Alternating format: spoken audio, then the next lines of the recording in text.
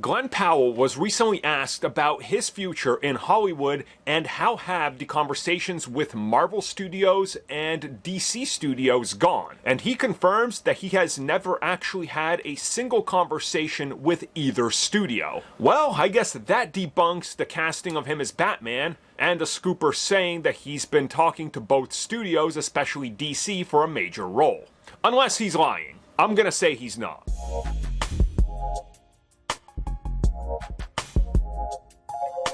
Glen Powell has had a string of hits when it comes to his career recently. Now, of course, the biggest film he was in, he wasn't really the star of, but also he was the star of Twisters, which is a great film, and well, that did tremendously well. And ever since, I would say mid last year, we started to hear that the actor is lobbying for a Marvel or a DC role, and that he was even possibly in chat with the bigger studios about joining various projects, but Marvel and DC are always at the forefront.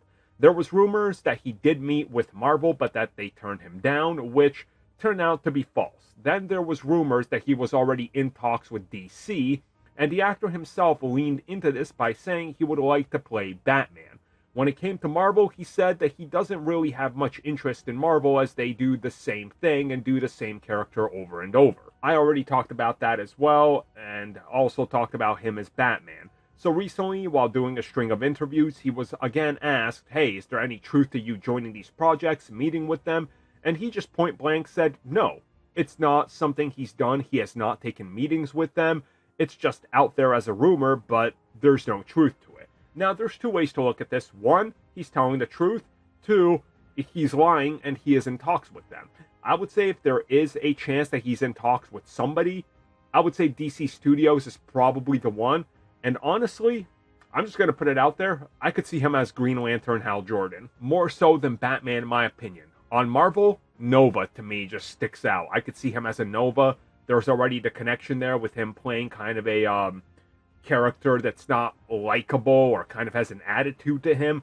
Again, that's Richard Rider. So yeah, I think there's a couple roles he could definitely join. There's other comic book projects as well, or other companies that have been mentioned as well in terms of what franchise he could join. But again, I think everybody wants that Marvel and DC payday and hopes it leads to something better. So I think we're going to know soon enough if he does join one of them, because his star is only rising. And this is when you pounce on an actor, when you can lock them in for a little cheaper and then make them a more household name than they are, instead of waiting till they explode into they already demand 5 to 10 million, because that's when you look for, actors that aren't exactly asking for that type of price.